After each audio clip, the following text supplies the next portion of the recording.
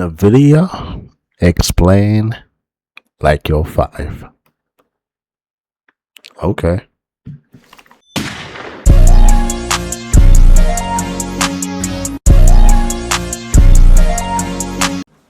Clickety clack.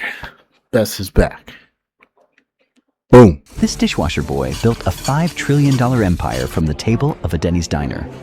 He pitched the business plan over cheap coffee in 1992, and 34 years later, his company makes $20 million every single hour. Not from the safe bet, but from a gamble nobody believed in that crushed entire industries and took over the AI space, the gaming industry, and even all of your app algorithms. Damn. And just as he started winning, the government moved to bring him down. Jensen Huang was born in Taiwan in 1963. Jensen Huang. Thanks, Jensen. When he was 9, his parents sent him and his brother to America for a better education. The plan was simple. Live with relatives in Kentucky, study hard, build a future. Okay. This doesn't look like a school. It looks more like somewhere people get sent after they've done something very, very wrong. That's because it kind of is. Welcome to Oneida Baptist Institute. You'll learn English, discipline, and how not to complain while cleaning bathrooms. Damn. This is not how most tech CEO origin stories start, but it didn't break him. It taught him something no lecture hall could.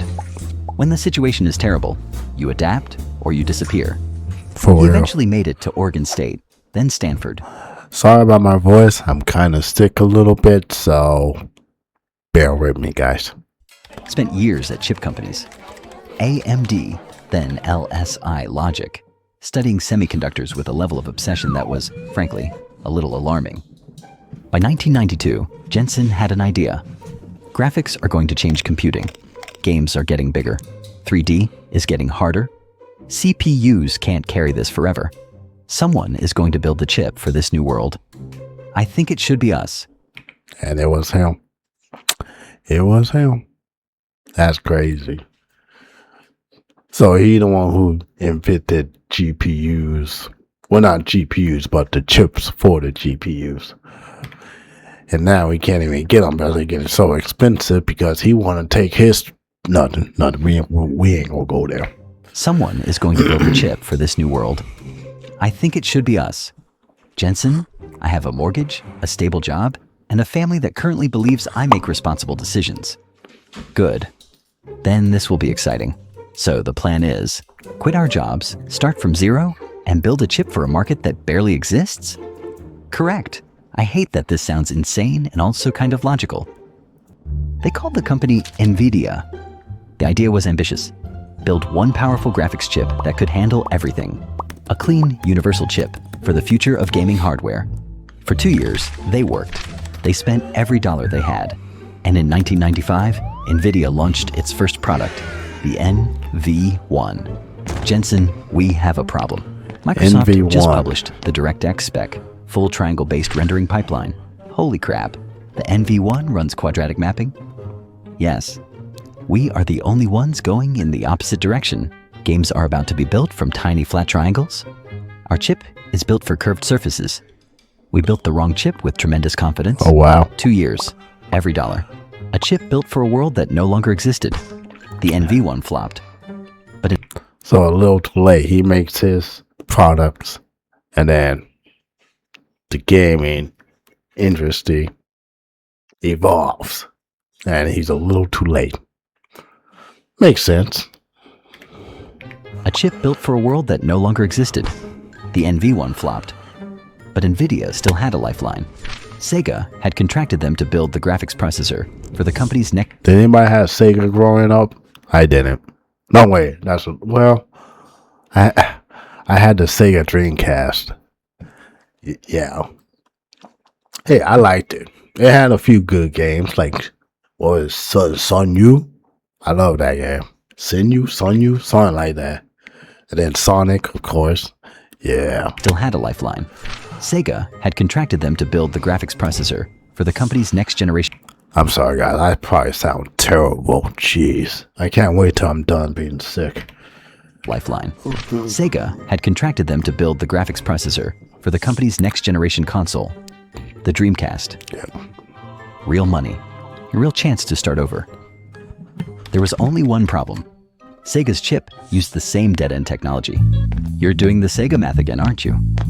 We'll spend the next year building something we already know is dead. And if we cancel, we lose the only customer still paying us. Ah, shit.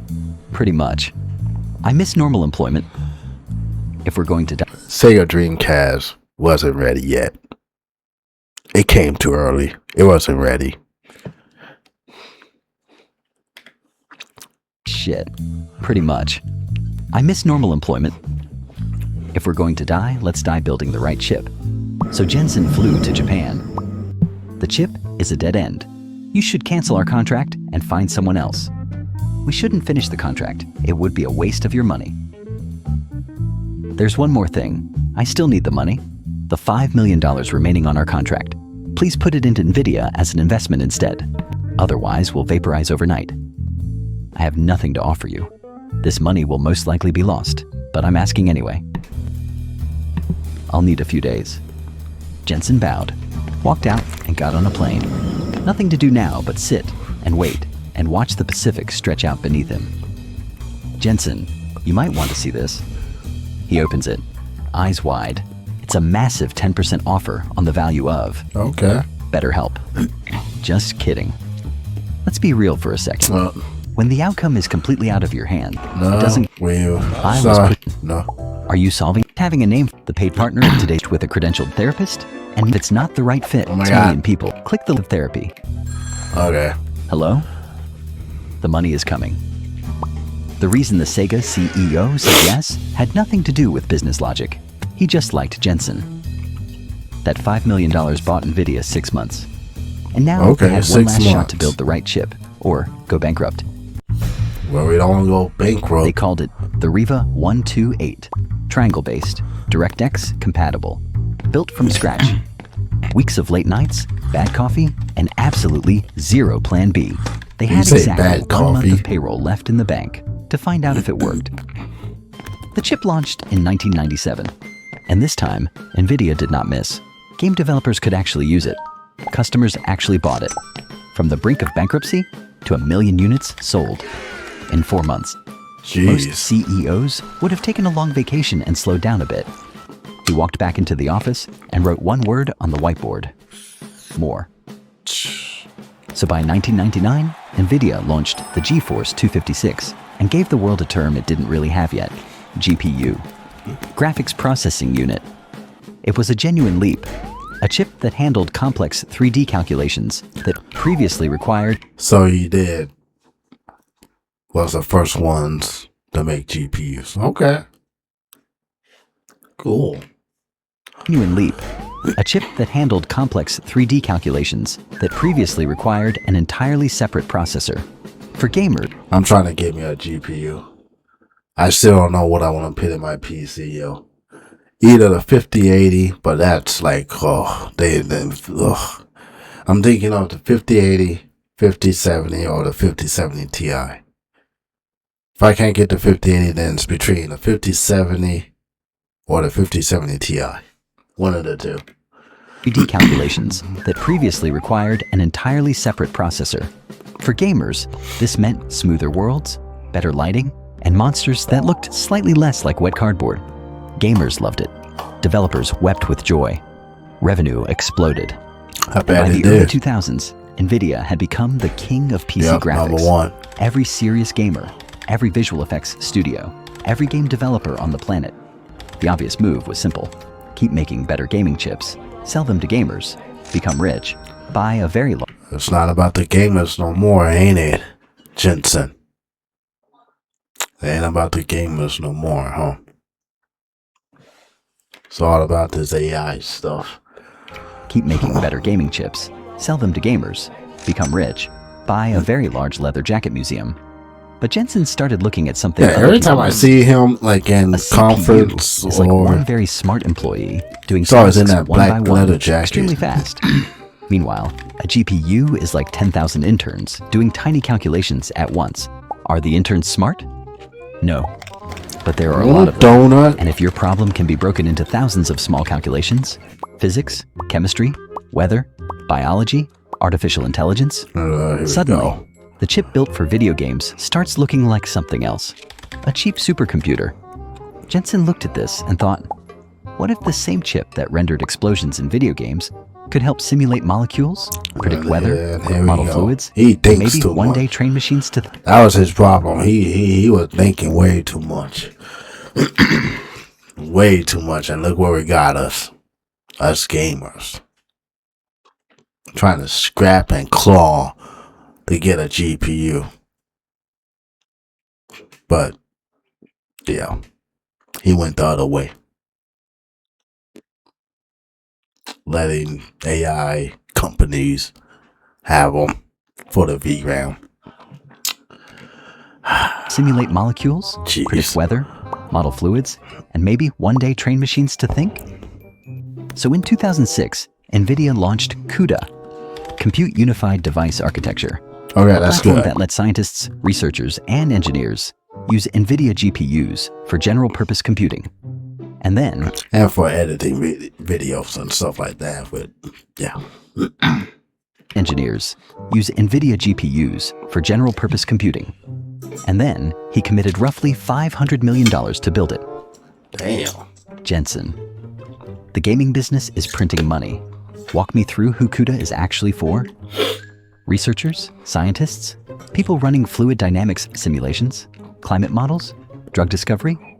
So, not our customers. Not yet. I'm starting to hate that phrase. I know, This right? is our CUDA revenue after 2 years. Do you see a number? Not today. Jensen, this is not a business. We are subsidizing a hobby for PhD students. PhD students are where the future starts. For the first time, they can use a gaming chip, like a supercomputer. We don't know what they'll build with it, but when they build something important, it will run on us. If they build nothing, we still have the best gaming cards in the world and a $500 million science project. We've survived worse. 6 years passed. I guess. The gaming business kept printing money. CUDA kept printing almost nothing. And Jensen kept waiting for the problem big enough to prove him right. Then in Toronto, someone found it. It's 2012. Every year, the world's top AI researchers compete in a challenge called ImageNet. Tens of millions of images, and your software has to identify what's in them. You see the Toronto submission? Some PhD student will running a neural network on gaming cards. We've been hand-coding classifiers for a decade. Oh, Gaming wow. cards aren't going to crack this. Ladies and gentlemen, thank you for waiting. The ImageNet 2012 results are final. Second place, University of Tokyo, with a 26.2% error rate. And this year's winner, University of Toronto, AlexNet, 15.3%. I'm sorry, 15? Damn. That's not a win. That's a murder scene. Oh, yeah. For years, researchers had been trying to teach computers how to see by manually designing the features they should look for. Edges, textures, shapes, patterns. AlexNet took a different path. Give the neural network enough data, enough layers, and enough computing power. And let it learn the features itself. Training a neural network requires millions of small calculations happening at the same time. Exactly the kind of work that NVIDIA had been quietly perfecting for 6 years. The $500 million bet had finally found its customer. Suddenly, every major AI lab started paying attention. Stanford, MIT, That's Google, crazy. Meta, Microsoft. All because of Toronto. You did this. Stanford, MIT, Google, Meta, Microsoft. They weren't just buying graphics cards anymore. They were buying computing power for intelligence Yep. itself. And NVIDIA had the hardware, the software, and the scale to deliver it. Great news for NVIDIA. Until in 2022, Washington made a phone call. Before Washington called, Jensen had already tried to fix NVIDIA's biggest weakness, because NVIDIA designed the chips. But it didn't make them. That job belonged mostly to TSMC in Taiwan. And he didn't own the underlying architecture, the fundamental instruction set that tells processors how to think. That belonged to a British company called ARM, a company whose technology sat inside virtually every smartphone on Earth. Apple, Samsung, Qualcomm, your pocket. Their DNA, not Jensen's. So for all of NVIDIA's power, Jensen was still renting the building. He owned the furniture. So in 2020, Jensen made his move. NVIDIA offered $40 billion to buy ARM. Own the GPU, own the software, own the architecture. Simple. Unless you were literally everyone else in tech. That's NVIDIA crazy. cannot own ARM. Agreed. Also agreed. Wow. I hate how united we are. If Jensen owns ARM, then every chip we build runs through our most dangerous competitor. Phones, servers, AI chips, everything. So what do we do? Did they deny it? Phones, servers, AI chips, everything. So what do? We complained to every regulator with an email address. And they did. The FTC sued. The European Commission investigated. Okay. The UK blocked it on national security grounds. Okay. 18 months later, NVIDIA walked away. Then Washington called. Good. Mr. Huang. Effective immediately, advanced AI chips, the H100, can no longer be exported to China. How much revenue are we talking about? That sounds like a you problem. Just like that, some of NVIDIA's biggest customers were cut off. Alibaba, Baidu, ByteDance, China's AI companies. Gone. Damn. So NVIDIA did what NVIDIA always did. It engineered around the problem. They built a weaker version, the H800, designed to fit inside the rules. Legal enough to ship, powerful enough to sell, for about 5 minutes. Because by late 2023, Washington tightened the rules again. The H800 was restricted too. The message was clear. What a shame. NVIDIA was now a strategic weapon in America's technology war with China. Jensen wasn't just a CEO anymore. He was a piece on someone else's chessboard, moved by people he couldn't negotiate with. But while politics got messier, demand got insane. OpenAI, Google, Anthropic, xAI, Microsoft. Everyone building large AI models needed the same thing. More NVIDIA chips, more data centers, more power, more cooling. Yeah, everyone, all the big brands, you name it, it's going to AI. Like, jeez. That's crazy. More NVIDIA chips, more data centers, more power, more cooling, more everything.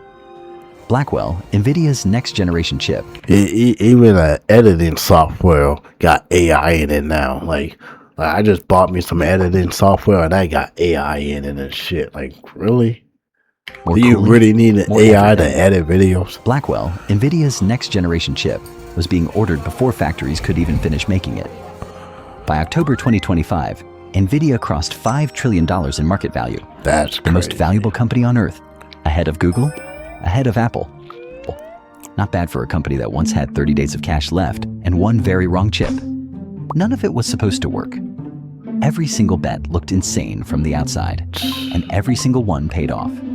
As what he himself said, "My will to survive exceeds everybody else's will to kill me." Damn. That's crazy. That is so crazy. That was NVIDIA Explained Like You're 5. This was by Crayon Capital. That was good. That was real good. I like that, but that's crazy. That's really, really, really crazy. Well, that's why it's so hard to get a GPU and shit like that. Well, it's not hard now. Well, kind of, because, yeah. But yeah, it's all because RAM and everything going up and shit, because AI is taking everything. They need all the RAM for their little freaking AI shit. So yeah. I just started 2025. I wanted to start building my own PC. Thank God I got my RAM before the whole RAM crisis happened and crap. Oh man. But yeah, I'm thinking about building me a gaming PC. So yeah, but first I still gotta get me a GPU for my main PC. And like I said, I was thinking about getting 5080, 5070, or 5070 Ti. Since the 5080 is gonna be almost $2,000 now and crap like that. So it's either 5070 or 5070 Ti. If there's any computer gamers, PC gamers on this video, which one should I get? Let me know. I know people might tell me to get the 5070 Ti, but it got 16 gigs of VRAM. But yeah, but I think I'll still be good with the 5070. Just 12 gigs of VRAM. Because all I'm going to be doing is like editing and streaming and stuff like that until I build my gaming PC. So yeah. But yeah, that was, I've been yapping, I'm sorry guys. But that was NVIDIA Explain Like You're 5. And go check out Crayon Capital. It's on his channel. And yeah, that was a really good video. That's crazy. That dude tried to freaking do $40 million to freaking buy. That's crazy. Thank God they didn't freaking stop him. They didn't take it. That's crazy. But I'm your host, Jackson25. If you're new to the channel, come join the Hunter Army. The Shadow. What is it? Shadow Hunters? Shadow Hunters. Come on, become a Shadow Hunter. Why not? Yeah. See you in the next one. Peace.